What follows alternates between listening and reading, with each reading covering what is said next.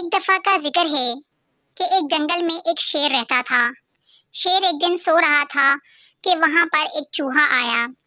چوہے نے دیکھا کہ شیر سو رہا ہے۔ چوہا بہت شرارتی تھا۔ وہ شیر کے قریب گیا اور شیر کے اوپر چڑھ گیا۔ جیسے ہی وہ شیر کے اوپر چڑھا تو شیر کی آنکھ کھل گئی اور شیر بہت غصے میں آ گیا۔ اس کو غصے میں دیکھ کر چوہا بہت سہم گیا اور اس نے کہا، شیر مجھے معاف کر دو، میری جان بخش دو، ایک دن ایسا آئے گا کہ میں بھی تمہاری جان بچاؤں گا۔ تو شیر نے اس کی باتیں سنی تو شیر کو رحم آ گیا اور شیر کو بہت ہنسی آئی کہ یہ مجھے کیسے بچائے گا۔ بہرحال شیر نے چوہے کو جانے دیا۔ چوہا چلا گیا۔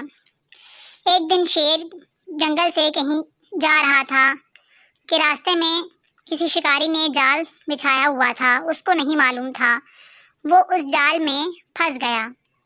شیر بہت بری طریقے سے پھنس چکا تھا، وہ اب نہیں نکل سکتا تھا۔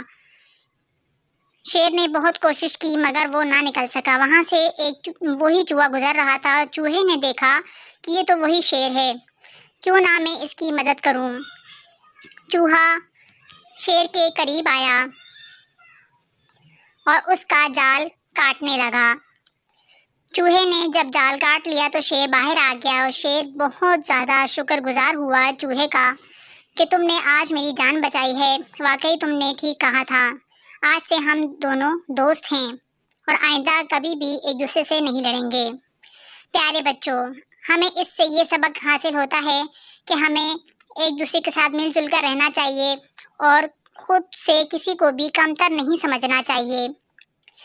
ڈف کڈس میں اگر آپ نئے ہیں تو اس کو سبسکرائب کر لیں اور بیل آئیکن کو دبانا مت بھولیے گا تاکہ آپ کو ایسی بہت سی اچھی کہانیاں ملتی رہیں۔